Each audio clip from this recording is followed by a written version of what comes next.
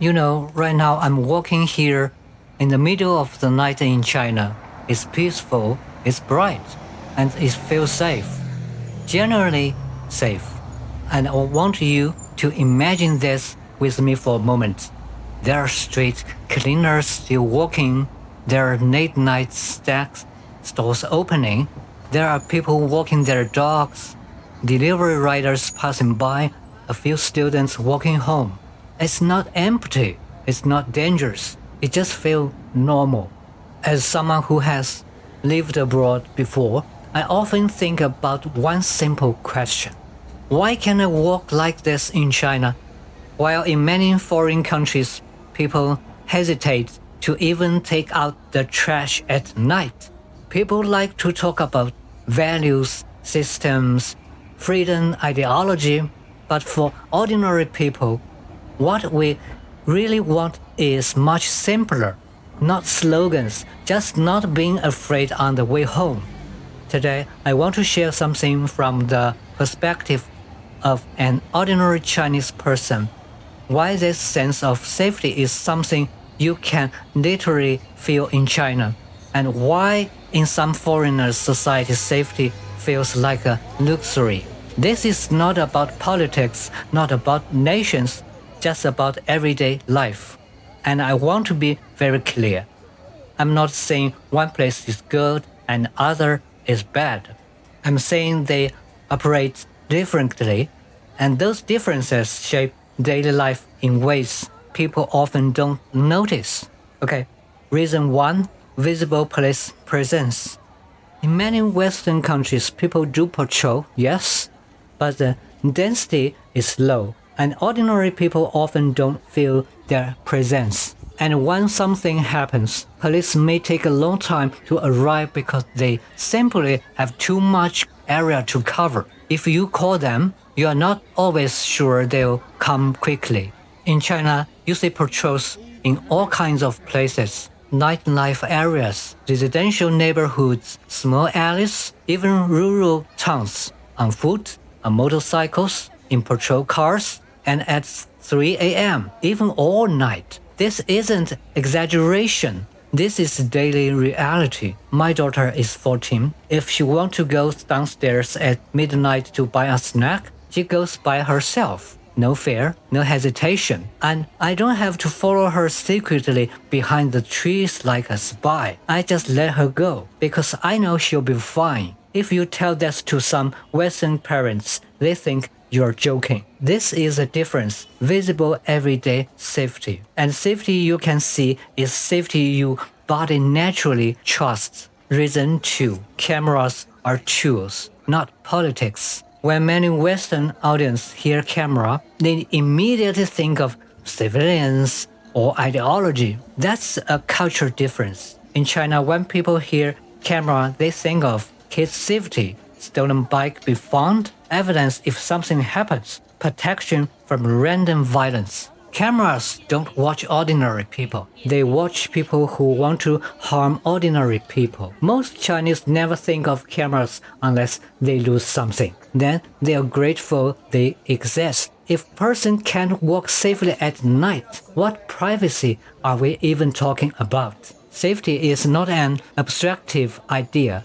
It's a lived reality. And the weird thing is, when society feels safe, people actually relax more, talk more, trust more. It creates a completely different emotion atmosphere. Reason 3. No gun violence. Recently, in the United States, 2 National Guard soldiers were shot and killed while simply standing on the street, just standing there. One simple fact explains a lot. You can't commit a gun crime if you can't get a gun. In China, most conflicts end with arguing. In some foreign societies, the same conflict might end with a funeral. No gun, no shooting. And that one difference changes how people walk, talk, argue, and live. When you know the other person has no gun, you don't need to be on full alert every second of daily life. Reason 4. Hard drugs are nearly non-existent. In some foreign cities, drug problems has become visible everywhere. People injecting in subway stations, open drug dealing, students using in the school bathroom, homeless camps turning into drug markets. It's hard to feel safe in a city full of unpredictability. In China, hard drugs come with extremely heavy penalties, sometimes even the death penalty. And the result is no needles on the street, no addicts randomly collapsing, no open drug stores, no daily chaos created by addiction. Less drug circulation means fewer drug-related robbery, fewer violence outbursts, and fewer community collapsing under addictions. If you remove the fuel, the fire never grows. Reason 5. A different emotion environment. When I lived abroad, I often felt a kind of tension in the air. People get irritated easily, misunderstandings escalated fast. It's not anyone's fault, it's just the environment. In China, people also have pressure, but it's pressure directed towards life, not toward conflict. People are busy on working, raising kids, running business. No one wants trouble. This reduces everyday conflict naturally. And because Chinese cities are crowded, people learn dense social habits, not bumping into others, not starting arguments, letting things go. This reduces frictions and increases safety without anyone noticing. Reason 6. Public space stay alive all the time. In China, even at night, streets usually remain bright and active. Crime hates wetness, but Chinese public spaces are bright, busy, full of small shops, full of movement. Criminals struggle to find a private moment. Safe cities always have sign of life. And that's why empty streets at night in some Western countries feel much more dangerous than crowded streets at night in China. Reason 7. Collectivism as a social restraint system. This is the part many Western viewers don't fully understand. China's society is supported by collectivism, not in the political sense, but in the social sense. China's familiar relations network creates deep internal restraints. Family supports struggle members. Relatives and friends advise, pull back, and intervene social reputation matters. A person is rarely isolated. Moral pressure prevents impulsive behavior. Western society rely on systems. China relies on relationships and social expectations. Different mechanisms, different outcomes. And when people know their actions affect not just themselves, but their parents, relatives, and even their hometown, they think twice before losing control. Okay, reason 8. The cost of violent crime is extremely high. If you commit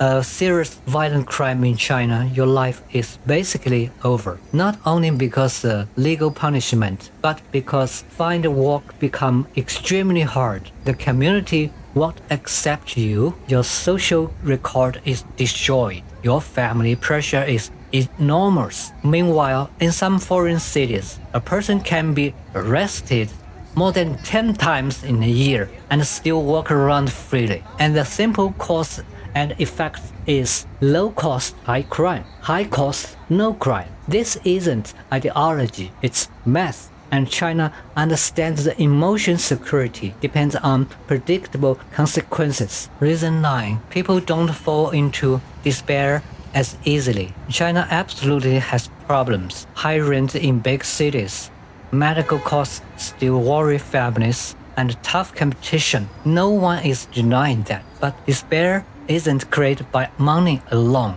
It's created by whether you still believe tomorrow can work out. And this is where China is different. Even when life feels overwhelming, most people don't feel completely cornered. Family support is strong, and going back home carries no shame. Losing a job in a major city doesn't turn into homelessness. You can return to your hometown and restart without being labeled a loser. Changing cities, changing industries, or opening a small shop is normal. Big cities may be difficult, but Smaller cities still have a room to rebuild a life. Less stigma and more fallback option means less despair, and less despair leads to fewer people turning into destructive behavior. Not because China has no problems, but because people rarely feel emotionally abandoned by society. And emotional safety is deeper from safety than physical safety.